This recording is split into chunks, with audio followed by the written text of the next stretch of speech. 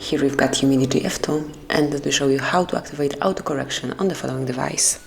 So at first you have to open the settings, then find and select System and go to the languages. Go to Virtual Keyboard then, and now you have to select Gboard.